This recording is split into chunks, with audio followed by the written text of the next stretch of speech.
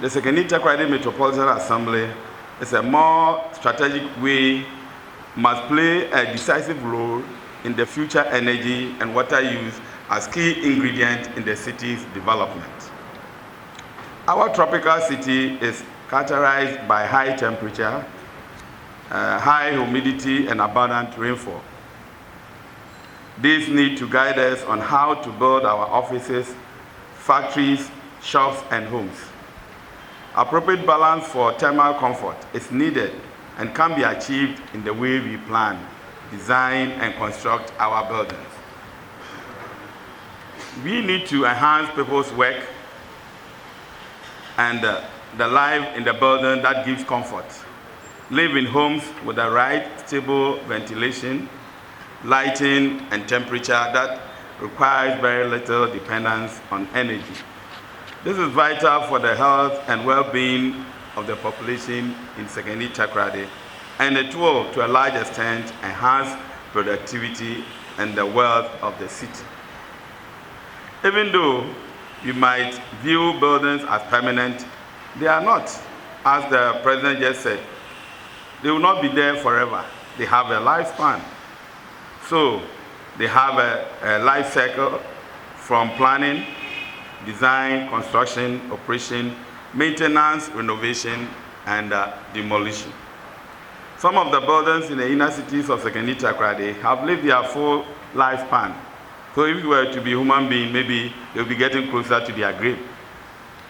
And should be replaced with ones that are resource efficient and environmentally responsible. The city's caveat to redevelopment and revitalization for sustainable Sekondi and transformative Takoradi is that all building replacement and renovation must at least meet the green requirements as stipulated in Ghana Building Code. We say sustainable Sekondi because we see Sekondi as the administrative hub and Takoradi as the industrial hub. This will help the population to live in comfortable proximity to their workplace.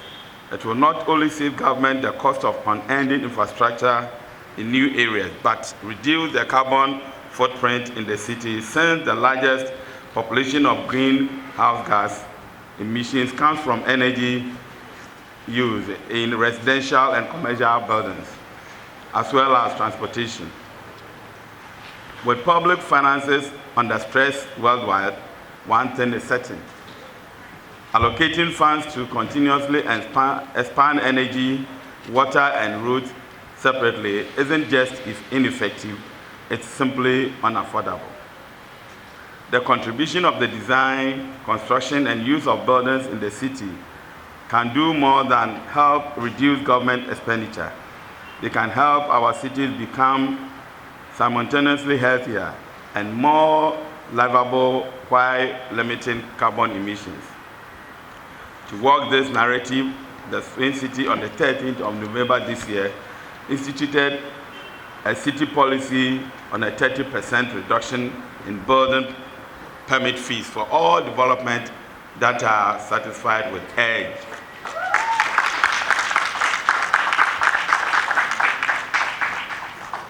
Unfortunately, the Takoradi Mall, which we pride ourselves with, which meets all the requirements of a green building and satisfied by EDGE, did not benefit from this recent policy because they jumped the gun, they came earlier. However, as a practical example, it's still in our marketing plan, which will soon be vigorously being pursued, and the intention is to help encourage the resourceful, efficient development of the prosperous sector in the city. Effectively, the Assembly has sanctioned that almost all new metropolitan projects, be in the schools, clinics, markets, offices, or public toilets, must conform to the EDGE standard. We thank IFC for introducing a simple platform for verifying whether our designs are green. The EDGE platform provides the easiest and the quickest financial tool for assessing the cost effectiveness for buildings, as well as provide certification. EDGE encourages solutions to reduce energy, water, and the energy used to make building materials by at least 20%. 20% means a lot to the individual and corporate organization, but aggregation of this, which could substantially improve how a city functions. The city is actively working with IFC in building competence in green building since the first introduction of Development Control Week by STMA, that is the first in the country.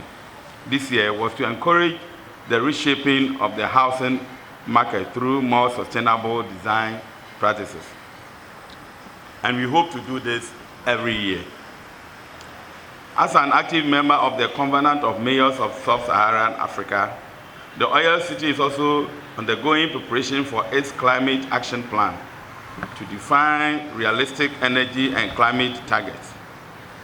The plan, which features green building prominently, will help realize the city's responsibility in supporting Ghana's nationally determined contribution to combat climate change through mitigation, adaptation, and access to sustainable energy.